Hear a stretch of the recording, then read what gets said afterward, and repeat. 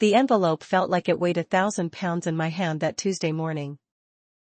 Sunlight sliced through the half-open blinds of our Brooklyn apartment, painting golden stripes across the scarred oak table where Kira and I had shared 1,000 breakfasts. I slid the papers toward her. The faint rustle of paper the only sound breaking the quiet hum of the fridge. "Kira," I said, my voice steadier than I felt. "I signed them last night.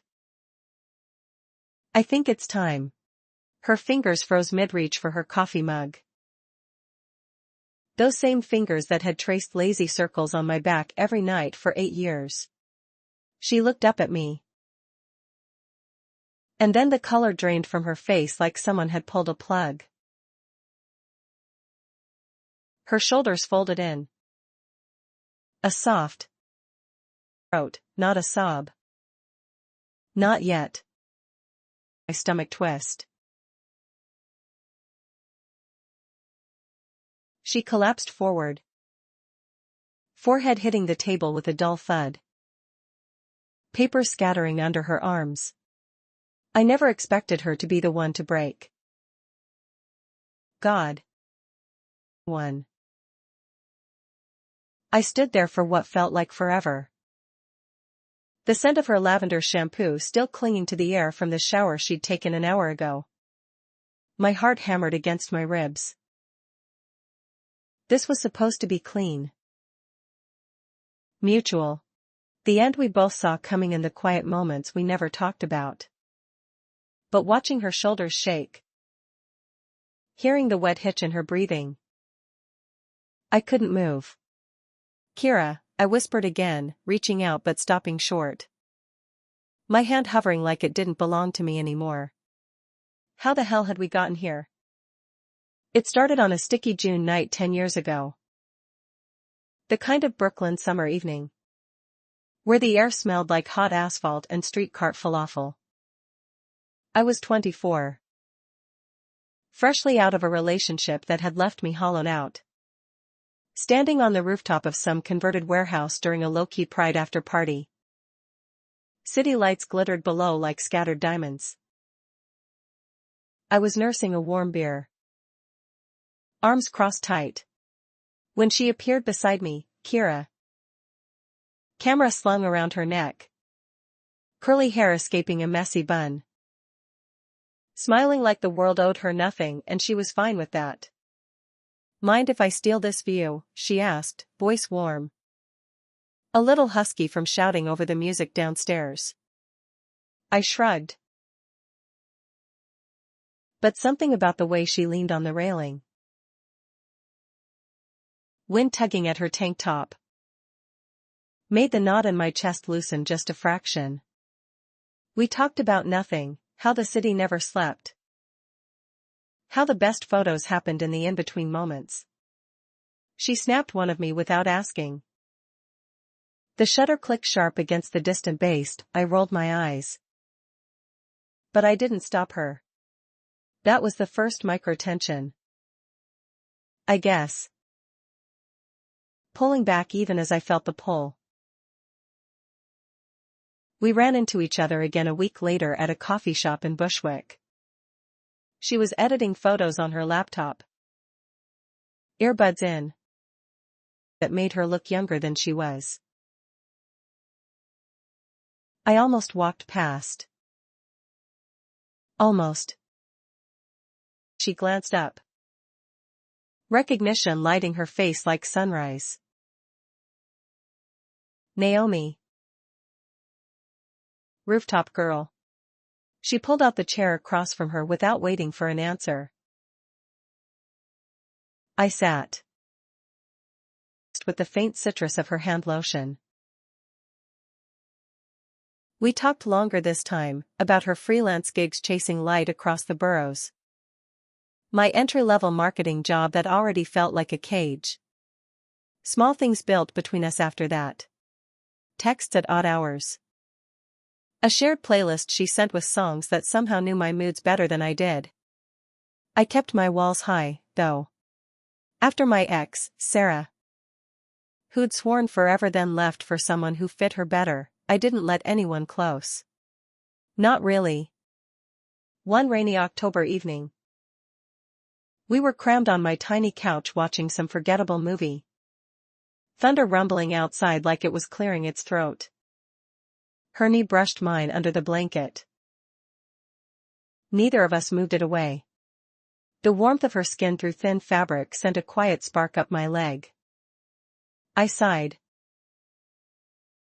staring at the screen without seeing it.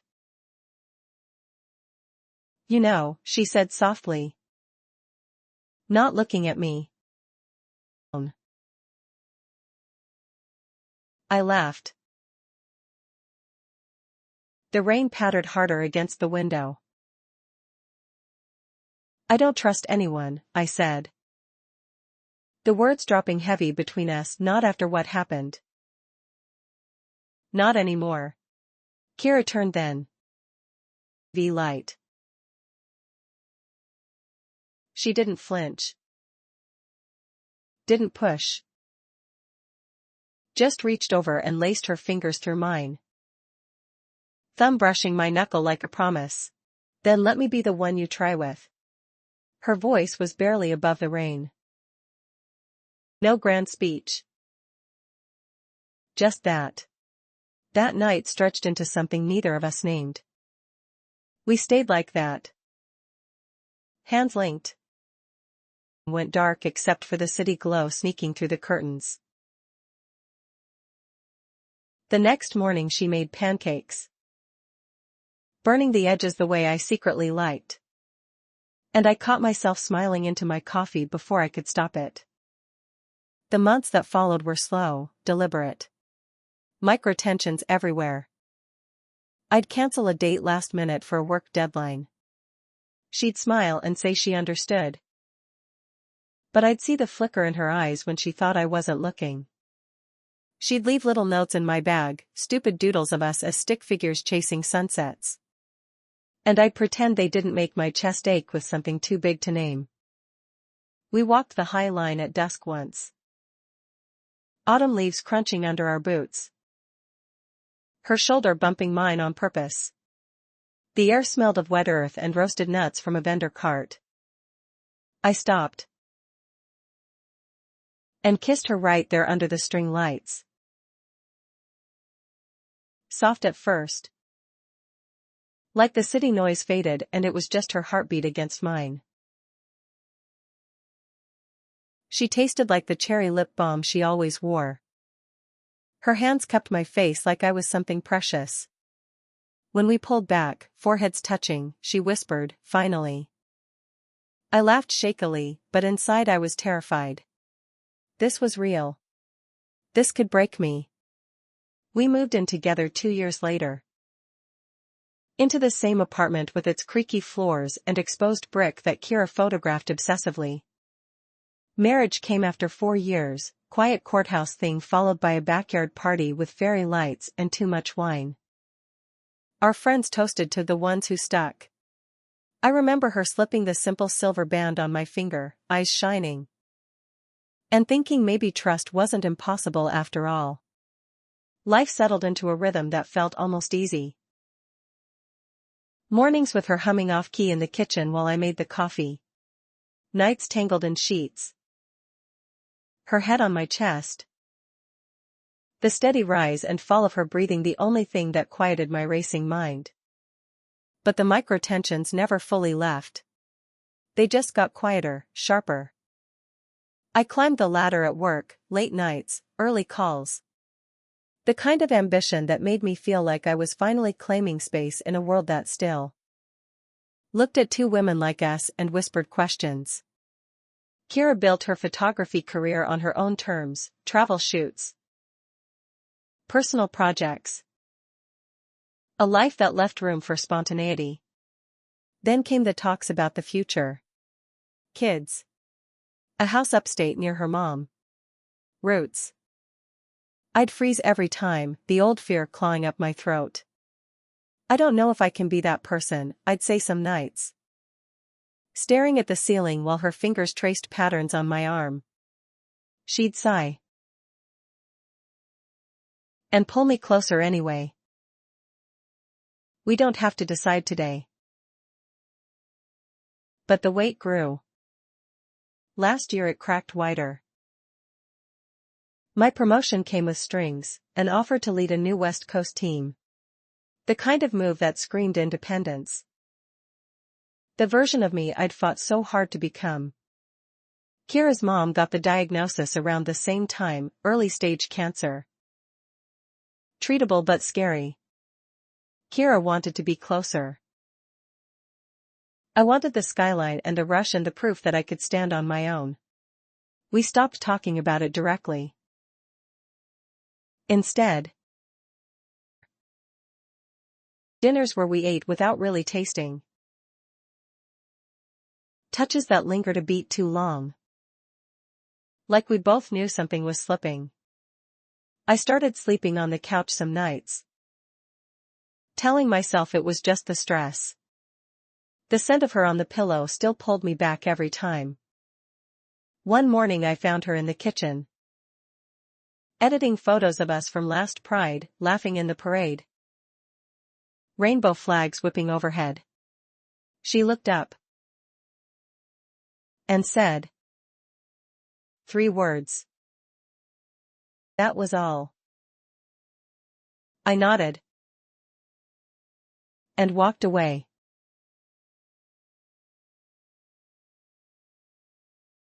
The decision to file came after a fight that wasn't even loud.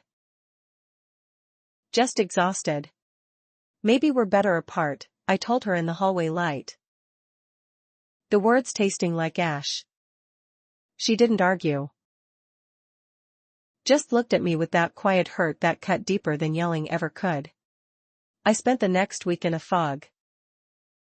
Printing the papers. Signing where the lawyer said. Telling myself this was protecting her. Protecting the parts of me I couldn't lose again. And now here we were. Kira lifted her head slowly. Eyes red-rimmed. The envelope lay crumpled under her forearm. I dropped to my knees beside her chair. The hardwood cold through my jeans. My hand finally found her back, rubbing small circles the way she always liked. She leaned into it, a shudder running through her. Why now? She asked. Voice raw. I swallowed hard. The words I'd rehearsed felt wrong. Because I'm scared I'm disappearing into this. Into us. The one who doesn't need anyone. And every time we talk about the future, I feel that slipping away. She sat up straighter, wiping her face with the back of her hand. The city noise filtered in, distant siren. Someone's dog barking down the block. You think I don't see you? All of you? Great, helping me build my first portfolio. The one who held me when Mom got sick. I know who you are. Naomi. Her fingers found mine again. The same way they had on that rainy couch years ago. But I'm tired of pretending this doesn't hurt. I love you. Just you. The apartment felt smaller. The air thicker. I could smell the faint trace of last night's takeout tie still lingering on the counter. My chest ached with everything unsaid. The choice sat there between us, file the papers and chase the job. The city. Off with. Or stay. It's broken me.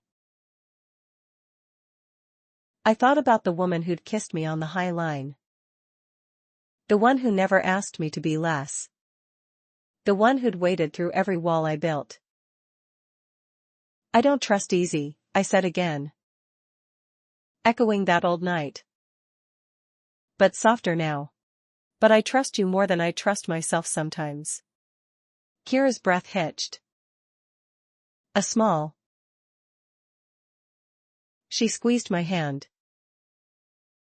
Then don't throw us away yet. We sat there for a long time. The papers forgotten on the table. I didn't tear them up. Not then. Either. Instead, her face buried in my neck. The familiar weight of her grounding me. The sunlight shifted across the floor, warming our skin. Outside, the city kept moving, horns blaring, life refusing to pause. We weren't fixed. Not by a long shot. The West Coast offer was still waiting. Her mom still needed her. Our different worlds, my need to prove I could stand alone. Her quiet faith that we were stronger together, hadn't magically aligned. But in that moment, and the faint scent of lavender wrapping around us like it always had, I chose to breathe. To wait one more day. Maybe a week. To see if love could be enough without swallowing me whole. It wasn't a fairy tale ending. No swelling music. No perfect resolution. Just two women in a sunlit kitchen. Holding on while the papers waited. And for the first time in months, that felt like enough to keep going. I kissed the top of her head. The curls soft under my lips. I'm sorry, I whispered into her hair. She didn't answer with words. Just held me tighter. The way she always had. Outside, the rain started again, gentle against the windows. Inside, something fragile shifted, not healed, not yet, but not quite broken either. And in the quiet between heartbeats, I wondered if maybe that was how real stories ended. Not with fireworks. Just with the slow time.